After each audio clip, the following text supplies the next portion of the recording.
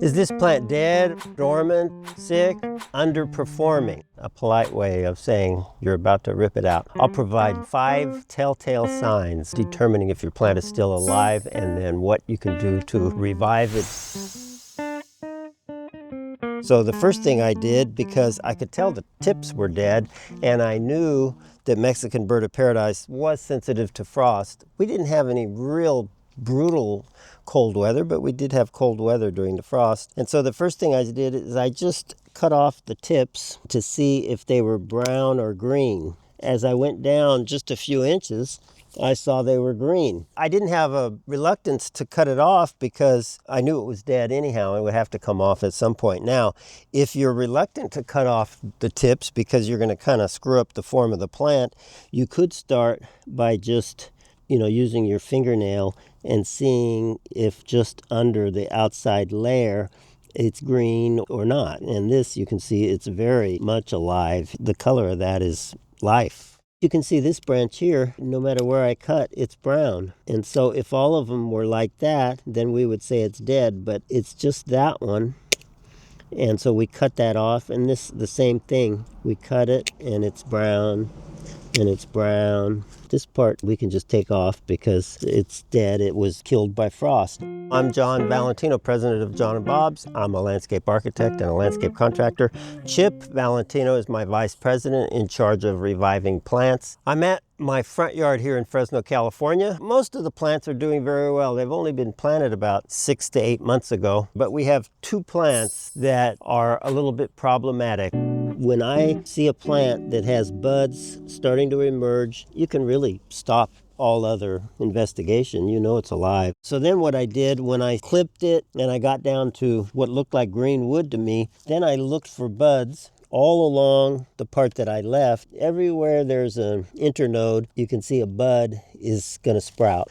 We celebrate that, and with a hallelujah, this thing is alive, just needs a little warmer weather, and it's going to sprout everywhere, which makes me think the other 2 on the other side of the driveway, although it's harder to find these lively buds, if I look real carefully at them, I think the same thing is going to happen, but for some reason they're a little behind. So a dormant plant sometimes can be mistaken for a dead plant, and there wasn't one thing wrong with it. It's just that it got impacted by below its comfort level cold weather, and that made it go into a deeper dormancy than I would have thought. Another thing you can check for is the flexibility of the branches. I determined that those tops were not flexible at all. When I cut them off, they were very brittle. Then when you get into the part that's alive, it is flexible. So maybe in a tree or a bigger plant, that is a good test. You test flexibility, and it'll be brittle if it's dead, and then you can cut it and see that it's green if it's alive, and you can scratch it and see that it's green if it's alive. These are all related to the same thing. And you could have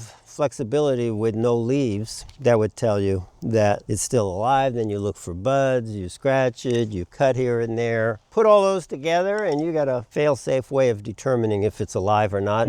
So the color is a big determinant, and you probably know what color it's supposed to be. I planted about 65 shore junipers, and some of them look fantastic, and some of them look a little less than fantastic, and some of them look a lot less than fantastic. That can be frustrating and also puzzling because everything was the same. We planted them all at the same time. This one is my favorite of the dead ones. I would say this is not going to come back, and you can tell it's the wrong color, no sign of new growth. Look at how brittle it is. The needles just come off, even though I can find a little tip there with some green in it. This one is not worth trying to save. This is, I would say, dead or a week from being dead. If it was a tree, which is a lot harder to replace in terms of size, I would try to revive it. But since it's a little 1-gallon shrub, it's not worth the trouble of reviving it from this point.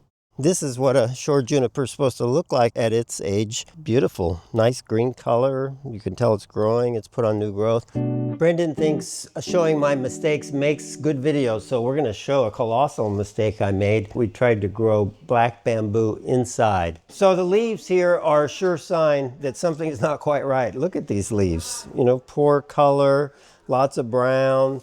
They fall off easily.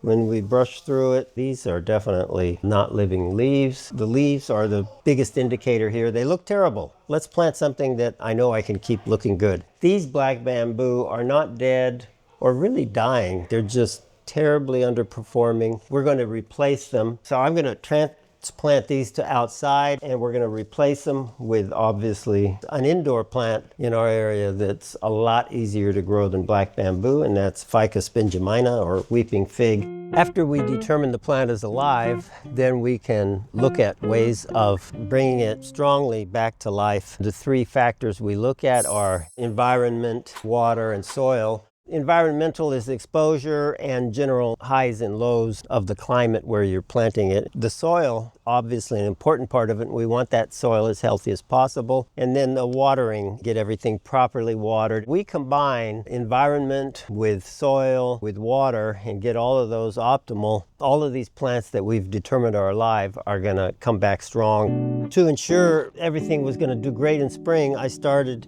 in the fall about once a month applications of Penetrate Liquid Biotiller, particularly on my underperforming plants. Improve that life in the soil. Penetrate has all kinds of beneficial bacteria and food for bacteria. These that are underperforming will spray right over the top and around the root zone. This is a very, very gentle way to encourage plants. It's not like using a synthetic liquid fertilizer.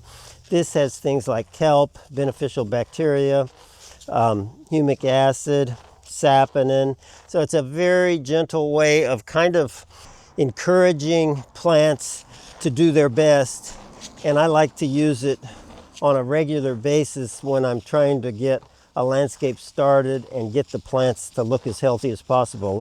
I think the water and the soil are just about as good as I can make it, but I think the environment is wrong. So I'm going to take these outside. Inside, I found it more challenging than I expected. On the inside, what I found is working great on most of my indoor plants is Optimize Plus, which is our indoor fertilizer that maximizes the health of the potting soil. You know, we do get leaching in indoor plants because the soil is pretty light. So I use Optimize Plus, and I use a little bit of Penetrate Liquid Biotiller every time I water, which isn't very often. So that's going to be our formula for outside and inside. We expect great results. We're going to have dinner in a few minutes, so we got to end the video. We have a few guests over, including Brendan here. Please like the video if you liked it. If you hated it, I'm sorry. And subscribe if you're not subscribed, and encourage your friends and relatives.